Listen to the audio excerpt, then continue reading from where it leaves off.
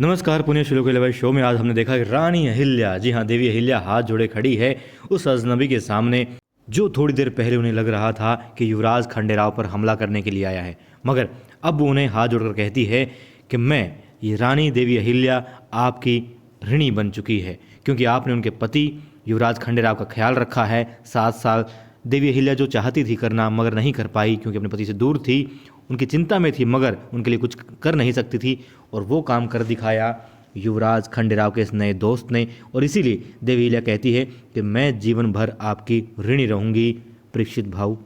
अब परीक्षित कुछ कहना चाहता, वो कहता है मैं तो सिर्फ, वो कहती नहीं मैं जानती हूँ एक सच्चे दोस्त की अहमियत क्या होती है, और जब देवी अहिल्या के इस युवराज को खंडेराव को जरूरत थी उसकी सबसे ज़्यादा, तब गुरुकुल में आपने उसका साथ दिया है, उनके सुख दुख में आपने साथ दिया है, और बल्कि उस दुख की उस घड़ी में साथ दिया है जब कोई भी अपना उनके साथ नहीं था और बहुत आवश्यकता थी इनको कोई अपना इनके पास हो, तब आपने साथ दिया है। और सच कहूँ मैं उम्र भर के लिए आपकी कर्जदार हो गई हूँ। आपने बस इसी बात के लिए उस वक्त इनका साथ दे करके, मेरे पति का साथ दे करके आपने मुझे उम्र भर के लिए कर्जदार बना लिया है।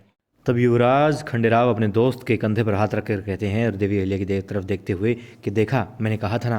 फिर वो कहते हैं, परीक्षित कहते हैं कि बिल्कुल आपने बताया था, उससे भी ज़्यादा सरल, समझदार, ज्ञानी और अनमोल हैं ये।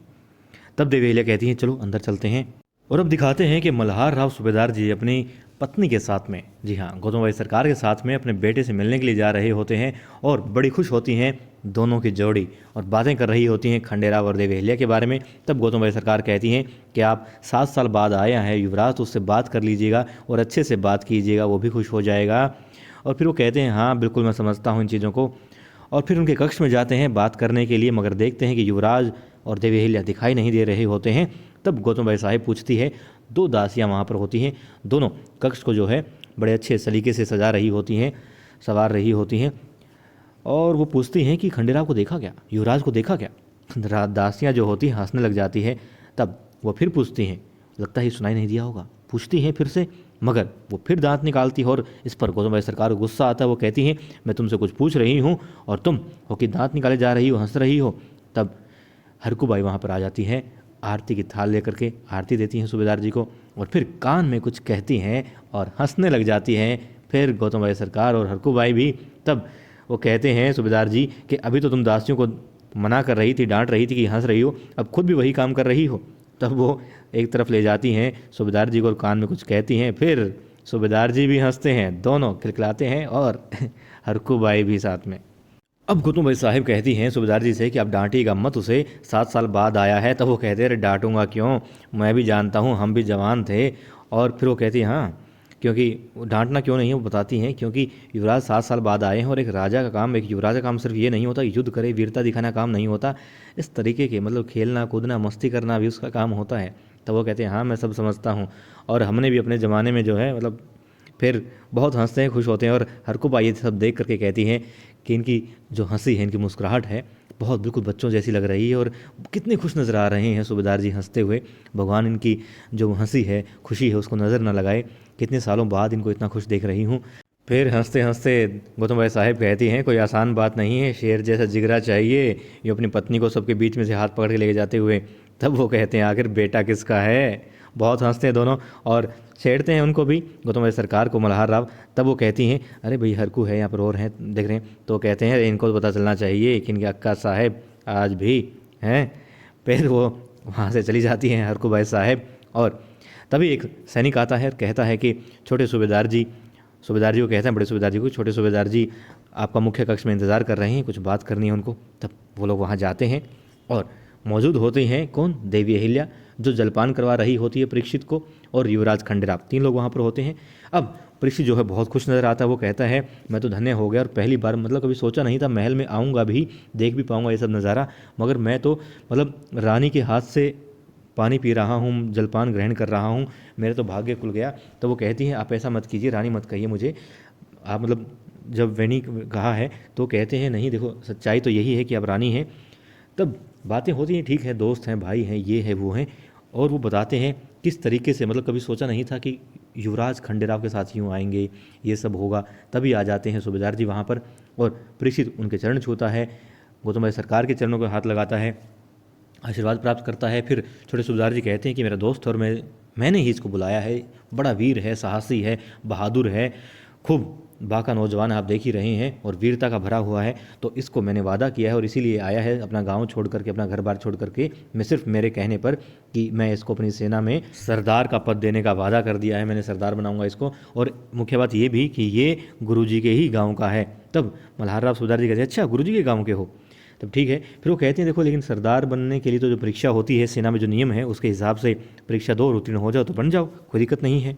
तब युवराज खंडेराव कहते हैं सूबेदार जी से कि क्या मेरे शब्दों का कोई मोल नहीं है, मेरे विचारों का कोई मोल नहीं है, मेरे जो मैंने वादा कर दिया है, मैं होने वाला राजा हूँ, गद्दी का उत्तराधिकारी हूँ और मेरी बात नहीं मानी जाएगी। वो अहिल्या की तरफ कहते हैं कि मेरे जानने का हक नहीं है, ऐसा क्यों है?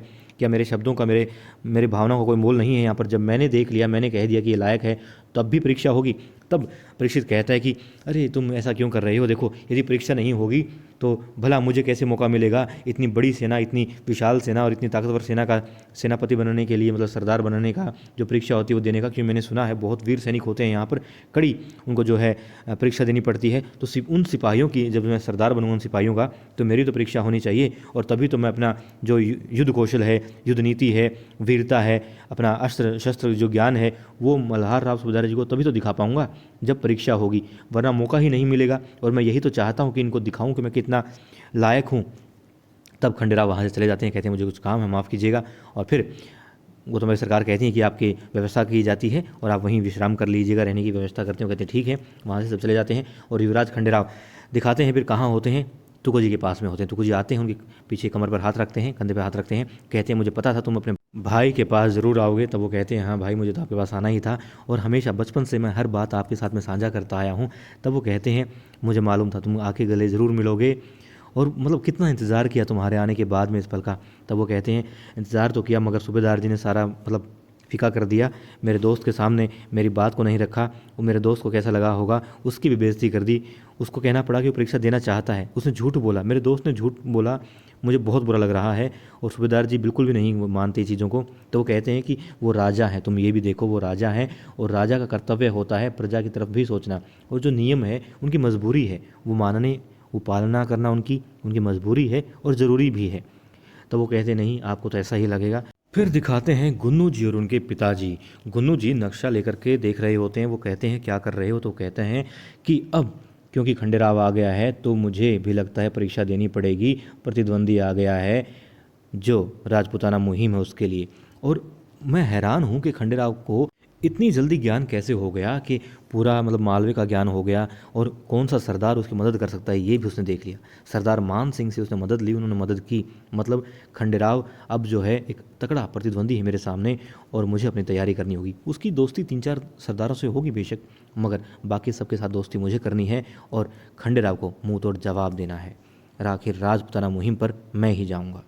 तब उसके पिताजी कहते हैं हाँ बिल्कुल, तुमने आज पहली बार जो है इतनी दूर की सोची है और बहुत सही सोची है और यही मौका है मल्हार राव सूबेदार जी को नीचा दिखाने का, खंडेराव को नीचा दिखाने का।